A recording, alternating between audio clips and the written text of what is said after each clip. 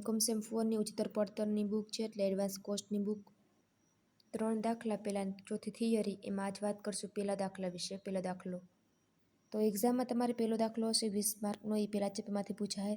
તેમાં આ રીતના પત્રક આપી દે, પછી મેનેજર અને ડિરેક્ટરનું, માર્કેટિંગ ડિરેક્ટરનું, એ રીતના તમારે અહેવાલ આપો એમ કહે તમને અંગે. અંદાજે અને ખરેખર રકમ આપી દે. ઉદાહરણ નંબર 1 છે, એ કઈ એક્ઝામમાં પૂછાઈ ગયેલ છે 2020, 22, 23, 24 છે. એમાં પૂછાયેલા દાખલા છે, મોસ્ટ એમપી દાખલા છે. એ દાખલા હું તમને અત્યારે કહું છું. તો ઉદાહરણ નંબર 1 છે, આ ખરેખર અંદાજે રકમ, તેના આધારે ખરેખર અંદાજે કરે, પછી બાદબાકી વાળી રકમ લખવાની. તો આ રીતનું ઉદાહરણ નંબર 1 IMP છે. ઉદાહરણ નંબર 3 એના પછી છે, આ પણ સેમ એવું જ છે કે મેનેજરને, ડિરેક્ટરનું, માર્કેટિંગ ડિરેક્ટરનું બોલો આપો વિગતને અંદાજે ખરેખર અથવા અંદાજે વિચલન કહે એ રીતના. તેમાં પછી રીતના કોષ્ટક બનાવવાનું છે, અલગ અલગ કોષ્ટક. પછી નીચે અલગ કીધું ને તો મેનેજિંગ ડિરેક્ટરની ગણતરી અલગ કરવાની, માર્કેટિંગ ડિરેક્ટરને અલગ, મુખ્ય ટેકનિકલને અલગ, એ રીતના 4 રીતના કોષ્ટક બનાવવાનો.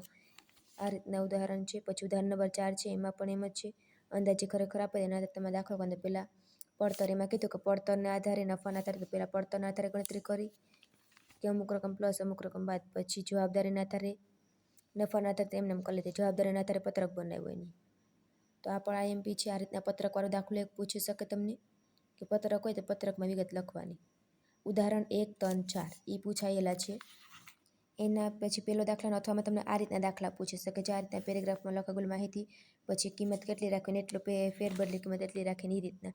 તમારે આ રીતના એનું દાખલાનો જવાબ આપવાનો. ઉદાહરણ નંબર 7 છે, IMP છે. પછી એના જે ઉદાહરણ નંબર 9 છે, એ પણ ઘણી વખત પૂછાયેલું છે. એમાં તમને નીચે મુજબ આ રીતના કહી દે કે આમ કરવું છે કે નહીં. ઉદાહરણ નંબર 11 છે, આ પણ ખાસ પૂછાવાની શક્યતા કાલે પૂછાઈ શકે એવું લાગે છે આ પ્રશ્ન, એટલે જોઈ લેજો. એમાં જો આ રીતના ગણતરી કરેલી છે. પછી ઉદાહરણ નંબર 14 ને 15 છે, બે સેમ છે. ROI ને RI વાળા છે. એમાં સૂત્ર લખવાનું, તમારે બે જ સૂત્ર છે.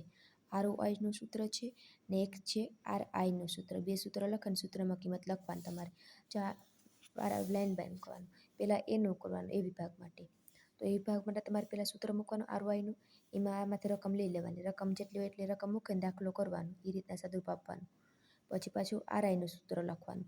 આમાંથી રકમ લખે જે હોય લખવાનું, બાકી એમને રાખીને ગણતરી કરી નાખવાનું, તો તમને જવાબ મળી જાય. પછી સેમ પ્રોસેસ બી માટે કરવાની. RIનું સૂત્ર લખવાનું, પાછું ROIનું સૂત્ર લખવાનું, એ રીતના. એટલે ઇઝી દાખલો છે, 2023ના પેપરમાં પૂછાયેલો છે.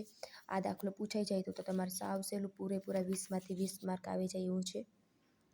તો આ દાખલો એક જોઈ લેજો. બસ એટલા જ દાખલા છે.